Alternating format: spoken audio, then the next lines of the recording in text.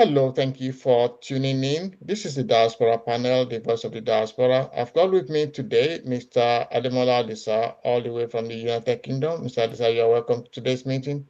Oh, thank you so much. It's nice being here. And my very amiable friend, Mr. Olaitan Adedigba, who is based in United States of America. Mr. Adedigba, you are also welcome. It's my pleasure to be here this afternoon. So we want to discuss briefly about the coup. So we have been told that these officers, 16 of them of northern extraction, that they are from the northern part, of northern extraction, that they are, they are working in the office of the National Security Advisor, Ribadu. So now, what are the core functions? What are the core functions of a security advisor? What does a security advisor do? Now, I don't know whether you can see my screen. And Demola, can you see my screen? Yes. Okay. Okay. Yeah. Okay. So a national security advisor is to the president. One of the core functions is to advise the president on threats, strategy, and policy across defense, intelligence, law enforcement, and related national security sectors. And also to coordinate the activities of information sharing among the Defense Intelligence Agency, National Intelligence Agency, State Security Service, and security organs. So I'm going to start with you, Demola. My concern here is that if Ribadu is a national security advisor to the president, who is in charge of threats nationally and even to the president himself, and a group of 16 officers are plotting to overthrow the government right under his nose, and he didn't know. How is he able to know what is going on about security in Nigeria if he doesn't know what is going on in his own office? Demola? That's one thing that we realize about the Office of the National Security Advisor is that is the eye of the president, who is the commander-in-chief of the armed forces of Nigeria. So, as much as the president is responsible for multiple things, both civil and military, his core link with all the ministry architecture is the National Security Advisor. And he is supposed to coordinate all the activity of all security apparatus, and being the link, the ear, the eyes, the pulse of military, and relay it to the president. So it's as good as being the strong bone of the president as the commander-in-chief of the armed forces. It's based on information that he gives that often determine the activities of the president. So for such a vital force, because every arms of security, be it military, Navy, Air Force, the DSS, the security, all security apparatus and military apparatus, including the police force and the paramilitaries, are under his control and influence. Even though they may not be under him directly, but he has control because he's determinant of their activities. So it not only about their wealth, about their operations, but also about their welfares, including their training and promotions. So he's the highest one that we have to be advising the president. So it's a vital position. And the office, people in those offices are supposed to have total allegiance to the president, total allegiance to the country. And because if you are supposed to give, to inform the president about any security issue, then you should not have any divert or any other contrary objective other than the objective of the president. So it's very important. And for him to be able to do this, he has to be in control of all his personnel and all the security officers and structures totally. So he cannot sleep on duty. Thank you. Lighton. So the military are saying that these military officers, that they were arrested because of indiscipline. So if a soldier is not disciplined, he has an attitude, or there's a problem with the soldier, is that the kind of soldier that you post into the National Security Advisory? Do we not have to put our best into our National Security Advisory? Do we have to put soldiers that are not dependable, that are not disciplined? I must say, thanks for that question. First and foremost, I must tell you, I think in Nigeria, it is now the best time that we should be doing a process re-engineering, right? When you do process re-engineering, on no account should a policeman be the head of the defense in Nigeria, whereby the generals, the air vice marshals, all these people, they be reporting to him.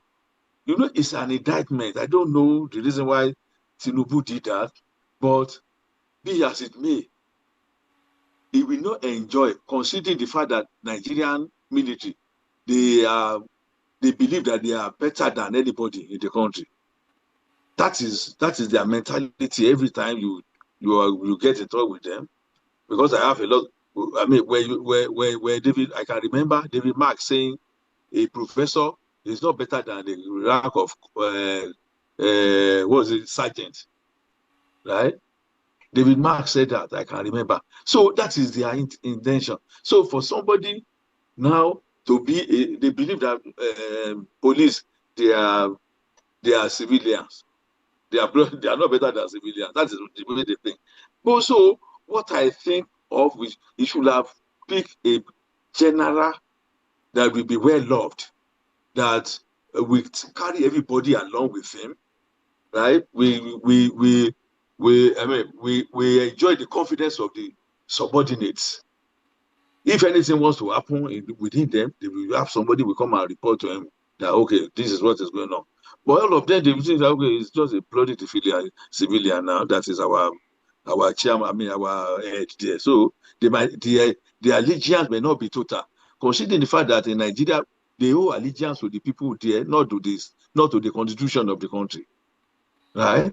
So once these people believe that, okay, continue to set them up, they will owe allegiance to the constitution and they will report immediately. Nothing stops them from reporting immediately that chief of staff, I mean, commander-in-chief, this is what is going on, this is what is going on in this office. So I believe that they should find a way of reorganizing that place. Okay. Right? Ribadu is competent, is a policeman, a lawyer, a this, but we need somebody who is competent there. Thank you. Right? Thank you. Right now. So, Demola, the next question I want to ask you is, we know that planning a coup is not like drinking a cup of tea. There's so many things involved. You have to have sources of arms. You have to have logistics. You have to be in signals. You know, it has to be sponsored.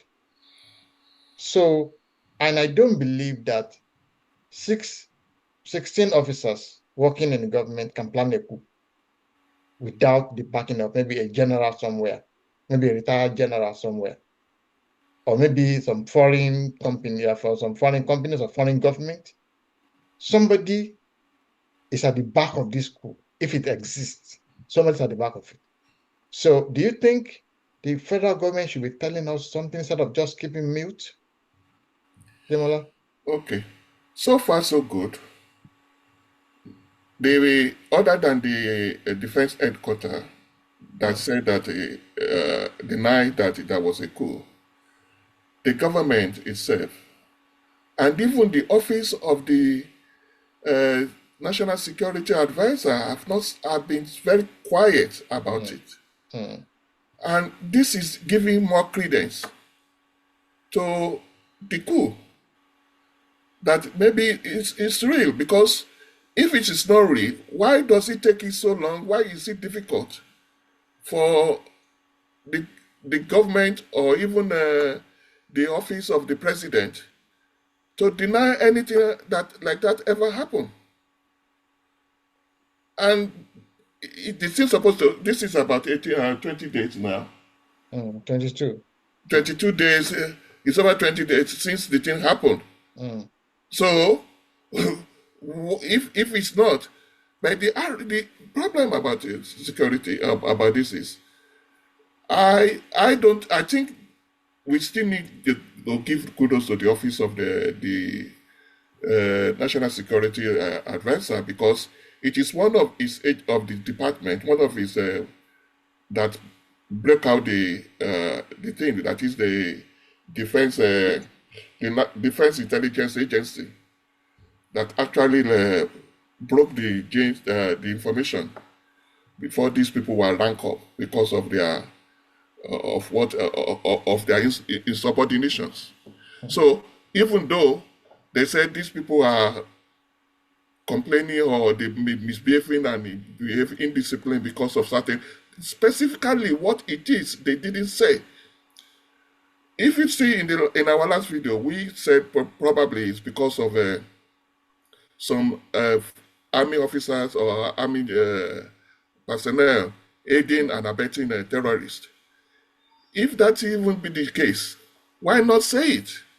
Why not name and shame and prosecute those people? And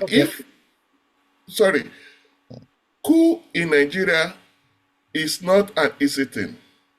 It's not something, because it's unlike in the past when you can go into one or two or three formations, you capture the Kaduna, Lagos, and Ibadan, and you think you have already won, the coup is concluded. That these things have been deserialized and spread over the 36 states. So for anything like that to happen, it can be from the grapevine. People know about it. People should start talking, and the government should start revealing the truth. Yeah, okay. So thank you, Demola. Laita, now, to overthrow a government, as I said before, is not like drinking a cup of tea. Now we have a situation where we have a southern president who has been there for only 2 years. Before then, we have a northern president who spent 8 years, absolute 8 years, peaceful 8 years, no disturbance. Now, somebody from the south now has just been there for 2 years and maybe a few months, and some northern officers have ganged up, allegedly, to overthrow this government. Now, as Demola said, it's not going to be so easy to just kill the president, kill the vice president, kill the Senate president, kill the leader of, Speaker of the House of Rep, and then taking over government. Some southern military officers will fight back. So, do you think Nigeria could have ended up, in gunfire if that coup has proceeded? Do you think there could have been gunshots all over the place? Possibly leading to dismemberment of Nigeria. Yes, that is what you just said is what I've been thinking about too. That if the Northerners they gang up like that, they make sure that they killed our leaders, right? The politicians. That's why because the Northerner is no more there. That would have resulted to what happened in why Rossi killed the Southerner. kill the Northerner and the Yorubas without touching the Igbos. So that would have been a repeat of what happened then. But I think it will be difficult. Unlike before, when you capture Ikeja, capture Jos, capture Kaduna, then you capture no, everything has been decentralized. It is not. They just want to cause problem, and they can't be successful. It cannot be successful, right? Even Coup was not successful because Rajendra Saki dealt with these people. So what will have happened was it will not be the end. It will snowball into another problem because the Northerners they've been there for years. No eyebrow was raised. Despite the country, the way they met the country, they messed up the country. Somebody is now coming to make sure that the country is in good shape, and you want to come and kill him because the Northerner is not there. The Northerner is not their aim of affairs. I mean, that shows how low we are. The armies are. These people, the coup planner, so to say. Okay. The coup planner, not the army. Yes. Okay. Thank you, Lighton. Let me just go to the last Demola for the last. This is the last question I'm going to ask you now. And do you think, by any chance, remotely or inadvertently, that no Ribadu is connected to this attempt? Absolutely no. I can vouch for that. I know it's a very delicate issue that his office is affected, but his office is very wide, and it doesn't have direct control of most of these people. So I don't think, and it's also his office that also foiled it. So I don't believe Ribadu is involved in any way, shape, or form. Right. But one thing I also want to disabuse our mind: this is not an issue about the North or or whoever. The most important thing is, if you can see all over the media, all over Nigeria, the reaction to this cool allegation is that it's not supported. People believe it will be a setback to Nigeria. The military, now, Nigeria is 65 years old, and we are still working like a toddler.